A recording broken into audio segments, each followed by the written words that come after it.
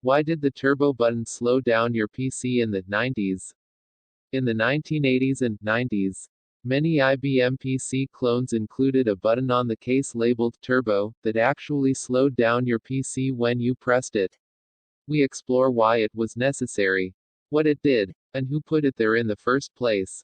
The first IBM personal computer, released in August 1981, included an 8088 CPU that ran at 4.77 MHz.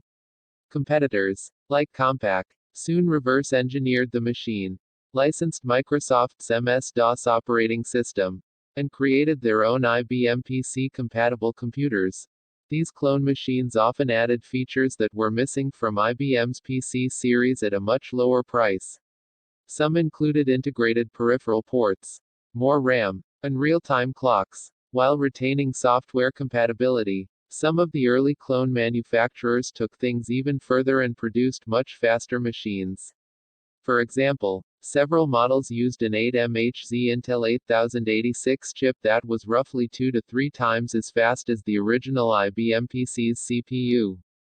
This speed increase introduced a problem. Most application developers in the early 80s didn't anticipate that the IBM PC would become a backward-compatible platform, or that its performance would skyrocket. As a result, most software applications and games created for the IBM PC were tuned specifically to the 5150's 4.77 MHz clock speed. If someone attempted to run them at faster speeds, like 8 MHz or beyond, some of these early programs became unstable. Many games became unplayably fast. Early IBM PC CPU accelerator cards solved this problem by including a physical switch on the back, allowing the machine to switch between the accelerator's maximum speed and a 4.77 MHz compatibility mode. On some PC clones, you could even use BIOS-level keyboard shortcuts, such as Ctrl plus Alt plus plus or Ctrl plus Alt plus backslash, to toggle between CPU speed modes. These weren't yet referred to as turbo modes, though, but that marketing innovation was just around the corner. Around July 1984, in Los Gatos, California, a PC clone manufacturer called Eagle Computer introduced a new product line called the Eagle PC Turbo. Each model included a speedy 8 MHz 8086 CPU, and a new feature, a turbo button on the front panel. When pressed, it toggled the computer between 8 and 4.77 MHz clock speeds. The media noted how novel Eagle's innovation was at the time. In its December 11, 1984 issue, PC Magazine gushed over the Eagle PC Turbo speed. In fact, it is so fast that Eagle had to include a front panel push button to slow down operations by inserting extra wait states when required for PC compatibility. That article also features the only known photo of the Eagle PC Turbo and its seminal turbo button available on the web. The 8086-based machine has a turbo button on the front panel. Press it and the machine switches from the PC XT compatible clock speed of 4.77 MHz to 8 MHz. It's possible that another manufacturer used the term turbo button prior to Eagle Computer. However, after an exhaustive search through early 1980s computer periodicals, we think it unlikely. The word turbo is an abbreviation of turbocharger, which is what makes internal combustion engines go faster. In the 80s, it was common for commercial marketing departments to apply the word turbo to products to denote extra speed or power.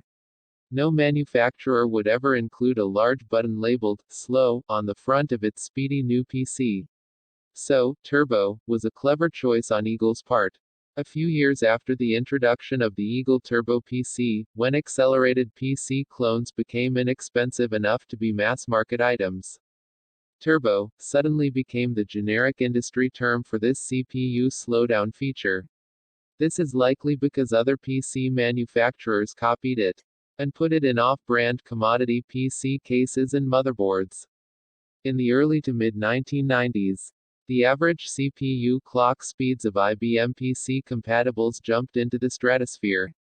They moved from about 16 MHz to around 100.